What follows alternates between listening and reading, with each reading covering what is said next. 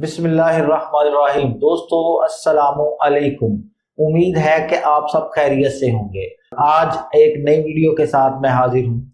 आज की वीडियो जो है वो पेट्रोल प्राइसेस के बढ़ने की वजह से है कि पाकिस्तान में पेट्रोल प्राइसेस जो है वो एकदम से क्यों बढ़ गई है।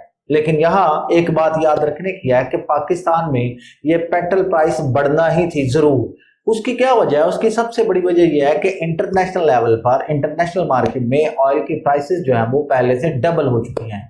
यानी पहले $20 के करीब थी मई में, और जबकि अब जो प्राइस है वो तकरीबन 41 पॉइंट समथिंग के करीब आ गई है। तो इसका मतलब है प्राइसेस जो है वो पहले से डबल हो गई हैं। तो इसलिए बजाय इसके कि इस बात पे बहस करना कि प्राइसेस क्यों बढ़ गई है, उसकी सबसे मेन वजह मैंने आपको बता दिया।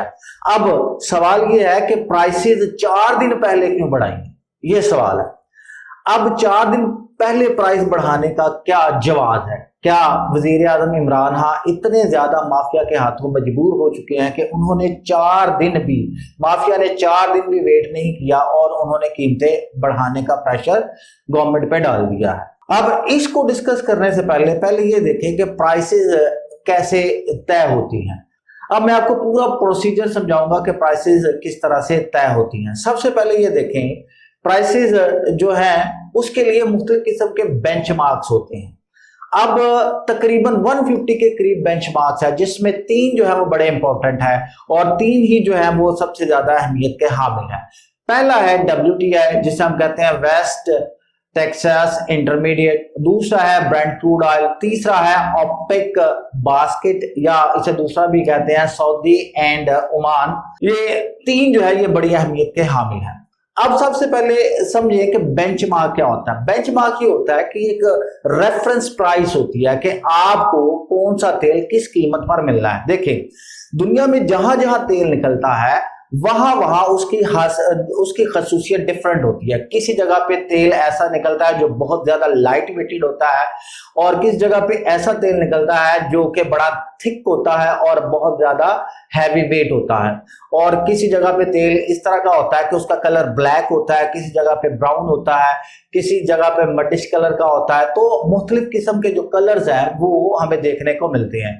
लेकिन जो ट्रेड को डील करते हैं उन्हें ये समझना चाहिए कि तेल वो किस रीजन से ले रहे हैं।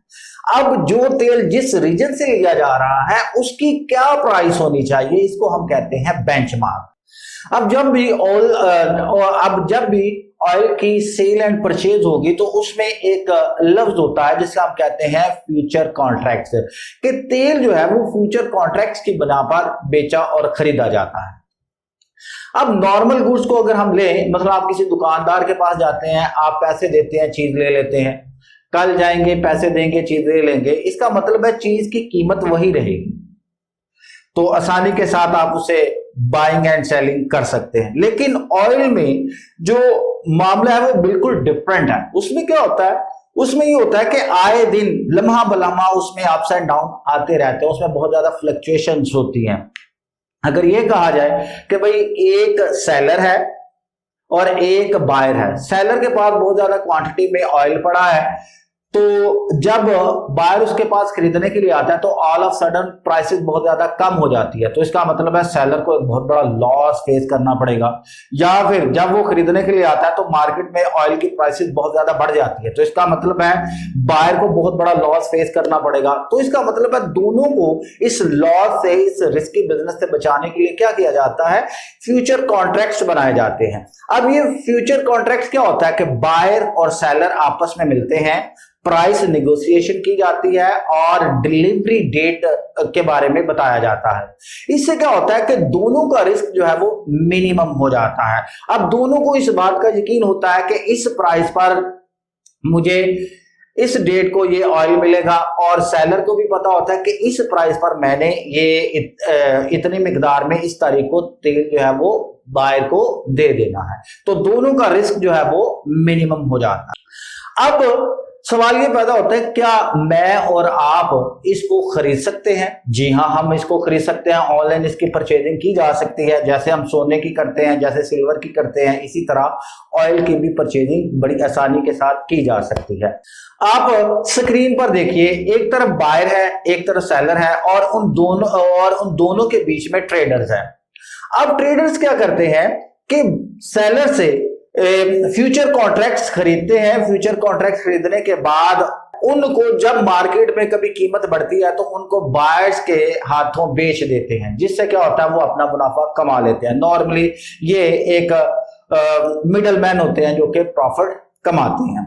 इसे हम कहते हैं फ्यूचर ट्रेडिंग, जो कि सोने में भी की जाती है बिल्कुल इसी तरह, और इसी तरह ऑयल में भी की जाती है। जो आपने सुना था कि कोरोना वायरस की वजह से मई में कीमतें बहुत ज्यादा कम हो गई थी और इवन नेगेटिव हो गई थी, वो किसकी हुई थी? वो WTI की हुई थी, वेस्ट टेक्सास इंटरमीडिएट की प्राइसेस, यानी अमेरिका और जो उससे तेल खरीदते हैं उनकी हुई थी। उसकी सबसे बड़ी वजह ये थी क्योंकि उनके पास डिलीवरी पॉइंट ही सिर्फ और सिर्फ एक था, और उनके पास इतनी ज्यादा कैपेसिटी नहीं थी कि वो ऑयल को एक लंबे अरसे के लिए स्टोर कर सकते। लेकिन ब्रेंट क्रूड ऑयल उस वक्त भी तकरीबन 20 से 22 डॉलर के इर्द गिर्द था। क्यों? क्योंकि ये जो तेल निकाला जा रहा था, ये निकाला जा रहा था समंदर से, और इसके लिए मैंने आपको पहले बताया इसके डिलीवरी पॉइंट्स बहुत ज्यादा होते हैं और आसानी के साथ से ट्रांसपोर्ट किया जा सकता है। तो एक सबसे बड़ी वजह ये थी। अब चलते हैं इस बात की तरफ कि आया पाकिस्तान में कीमतें जो है वो पेट्रोल की जो प्राइसेस है वो क्यों बढ़ी है। उसकी सबसे बड़ी वजह ये मैंने आपको पहले ही बता दिया है कि उसकी सबसे बड़ी वजह यह है कि ऑयल जो है वो इंटरनेशनल मार्केट में जो ब्रेंट क्रूड ऑयल है उसकी जो प्राइस है 41 डॉलर से अबव है। इसका नतीजा ये निकला है कि प्राइस जो है वो तकरीबन डबल से भी ज्यादा हो चुकी है। अब जैसे ही पेट्रोल की प्राइसेस बढ़ती हैं, पेट्रोल प्राइसेस बढ़ जाती है, तो उस वक्त क्या होता है, ऑल ऑफ सडन आपको देखने में मिलेगा कि मार्केट के अंदर जितनी भी वेजिटेबल्स है वो महंगी होना शुरू हो गई है। उसकी क्या वजह है? ट्रांसपोर्टेशन कॉस्ट जो है वो बहुत ज्यादा हो जाती है, जैसे कि 25 या 26 रुपए पर लीटर के हिसाब से बढ़ा है, तो इसका मतलब है ट्रांसपोर्टेशन कॉस्ट बहुत ज्यादा बढ़ गई होगी। अब इसका इम्पैक्ट आगे जाके भी आप कुछ दिनों बाद देखेंगे जब बिजली की कीमतें भी बढ़ जाएंगी। तो मेरा कहने का ये मतलब है कि हर चीज जो है वो पेट्रोल के महंगे होने से बढ़ जाती है। चूंकि पिछले माह इस तरह से हुआ था कि कोविड-19 की वजह से बहरान बहुत ज्यादा था, गवर्नमेंट ने ये कोशिश की थी कि आवाम को किसी ना किसी तरीके से रिलीफ दिया जाए, तो गवर्नमेंट ने 15 रुपए पेट्रोल प्राइसेस जो है वो कम कर दी, और नतीजा क्या निकला? तकरीबन 15 के करीब ऑयल मार्केटिंग कंपनीज थी। अब उन्होंने क्या किया, जिनमें से 14 ने क्या किया, या तो तेल खरीदा ही नहीं था या फिर खरीद कर स्टोर कर लिया, और सिर्फ एक ही कंपनी थी जो तेल प्रोवाइड कर रही थी, वो थी PSO। अब इतना ज्यादा बहरान पैदा हो गया कि तेल की जो सप्लाई थी वो मुख्तलिफ ऑयल स्टेशन पर ना होने के बराबर थी। बजाय इसके कि कीमत कम होती और लोगों को आसानी के साथ अवेलेबल होती, अब उन्होंने क्या किया, उन्होंने जस्टिफिकेशन क्या दिया? सबसे पहले जस्टिफिकेशन तो उन्होंने ये दी थी, कोविड-19 की वजह से हम नहीं चाहते कि ये कोरोना जो है वो ज्यादा फैले, क्योंकि आवाम जो है वो लाइनों में लगी हुई है। एक तो बड़ी बेकार से उन्होंने ये लॉजिक पेश की। दूसरी लॉजिक ये पेश की कि अगर हम इस वक्त इन 4 दिनों में कीमत ना बढ़ाते तो हमें 31 रुपए पर लीटर के हिसाब से बढ़ाना पड़ती, जो कि हम आवाम पर ये बोझ नहीं डालना चाहते थे। अब जरा इनसे कोई पूछे कि भाई 25 से 31 का डिफरेंस कितना है? 6 रुपए। इसका मतलब है 6 रुपए पर लीटर के हिसाब से जो ऑयल मार्केटिंग कंपनी है वो लॉस बर्दाश्त करेगी। और एक बात ज़हन में रखें कि पाकिस्तान में जो ऑयल की जो कह लें रोजाना की जो खपत है, डिमांड है, वो तकरीबन 4 करोड़ लीटर है। अब इन 4 दिनों का हिसाब लगाएं कि माफिया ने कितना पैसा कमाया है। इसका मतलब है कि 25 रुपए अगर कीमत बढ़ती है तो 4 करोड़ लीटर को मल्टीप्लाई करें 25 से, ये तकरीबन बन जाता है 1 अरब रुपया। यानी एक दिन में इन ऑयल माफिया ने 1 अरब रुपया कमाया है। इसका मतलब है 4 दिनों में उन्होंने 4 अरब रुपया कमाना है। इसके बाद अगर महीने का हिसाब लगाएं तो तकरीबन 30 अरब रुपए के करीब माफिया ने कमा लिया है। वजीर आज़म ने जब इसका नोटिस लिया था तो उस वक्त जो तहकीकात सामने आई थी उसमें क्या था कि 4 ऑयल कंपनियों को जुर्माना किया गया था, जो कि 4 करोड़ बनता है। अब उन्होंने इन 4 दिनों में 1 अरब रुपया कमा लिया, और 30 दिनों में उन्होंने 30 अरब रुपया कमाना है। और जो उन्होंने पीछे पेट्रोल है जो स्टॉक किया हुआ था उसका पैसा अलग होगा। अब इस महीने का अलग होगा और वो पिछला अलग होगा। इसका मतलब है अवाम को एक बहुत बड़ा चूना लगाया जा रहा है। और ये कोई भी गवर्नमेंट होती तो यही करती, ये चाहे नवाज शरीफ की होती, चाहे जरदारी की होती, जिस किसी भी की होती वो यही करती। उसकी क्या वजह? उसकी सबसे बड़ी वजह है कि गवर्नमेंट ने अब किसी किस्म का कोई नया टैक्स जो है वो इंट्रोड्यूस नहीं किया, तो वो अपने खर्चे कहां से पूरे करेगी?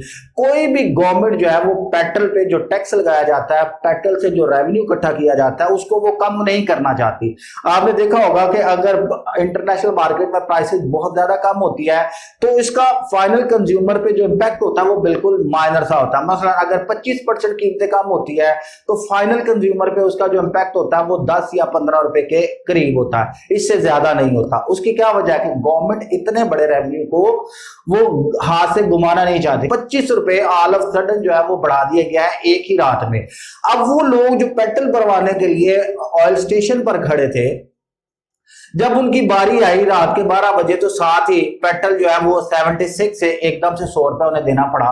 तो इसका मतलब है अवाम जो है वो बहुत ज्यादा गुस्से में थी। उसकी क्या वजह? उसकी सबसे बड़ी वजह यही है कि ऑयल की प्राइसेस बहुत ज्यादा बढ़ गई थी। अब आइए मैं आपको बताता हूं कि पाकिस्तान में ऑयल की प्राइसेस किस तरह से डिटरमिन की जाती है। सबसे पहले जो है, अगर हम लेट से सऊदी अरब से तेल मंगवाते हैं तो सबसे पहले सऊदी अरब की जो ऑयल कंपनी है उसको हम ऑर्डर प्लेस करेंगे। अब यहां पर दो तरह से है, CIF और FOB के रेफरेंस से। अब डायग्राम में आप देख सकते हैं कि कंपनी को जब ऑर्डर प्लेस किया है तो उसने क्या किया है, इसमें क्या चीज शामिल होगी? कॉस्ट, इंश्योरेंस एंड फ्रेट, यानी कॉस्ट भी इसमें शामिल होगी, इंश्योरेंस भी होगी और फ्रेट भी शामिल होगा। और ये कहलाएगा CIF, जिसका मतलब ये होता है कि सेलर की रिस्पॉन्सिबिलिटी है कि जब तक वो बायर को नहीं पहुंचाता तो इसका मतलब है कि सारी की सारी जिम्मेदारी जो है वो सेलर के ऊपर है। अब अगर रास्ते में किसी भी किस्म का कोई डैमेज हो जाता है तो इसकी जिम्मेदार कंपनी होगी, बायर नहीं होगा। और दूसरा है फ्री ऑन बोर्ड, FOB। उसमें क्या होता है कि कंपनी जस्ट माल जो है वो पैक करके या ऑयल जो है वो टैंकर के जरिए भेज देती है और सारी की सारी जिम्मेदारी जो है वो बायर पर होती है। सेलर जो है वो बायर जो है वो इस चीज के लिए जिम्मेदार होता है। उसके बाद ये दूसरी डायग्राम देखें, इसमें क्या होता है कि जो ही वो जो ऑयल होता है वो पाकिस्तान की हदूद में दाखिल होता है, क्रूड ऑयल दाखिल होता है, वो कहां चला जाता है? वो रिफाइनरी में चला जाता है। अब रिफाइनरी में क्या होता है कि उस क्रूड ऑयल से मुख्तलिफ किस्म के ऑयल निकाले जाते हैं, जिसमें केरोसिन ऑयल होता है, फिर डीजल होता है, फिर क्या हाई स्पीड डीजल होता है, फिर उसके बाद पेट्रोल होता है। तो मुख्तलिफ ऑयल प्रोडक्ट जो है वो इससे अखज की जाती है। उसके बाद क्या होता है कि ऑयल रिफाइनरी के बाद जब ऑयल रिफाइन कर दिया जाता है तो वो सीधा ऑयल मार्केटिंग कंपनीज के पास चला जाता है। अब यहां से क्या होता है कि ऑयल जो है वो ट्रांसपोर्ट किया जाता है ऑयल टैंकर्स के जरिए। ऑयल है वो ऑयल टैंकर में भेजा जाता है। अब ऑयल टैंकर लेकर ये रिटेल आउटलेट पर आ जाते हैं जहां पे आम आदमी को ये आसानी के साथ दस्तयाब होता है। अब इसका फार्मूला देखिए जरा, जैसा कि प्रोडक्ट एक्स रिफाइनरी प्राइस, उसमें शामिल हो जाता है इनलैंड फ्रेट।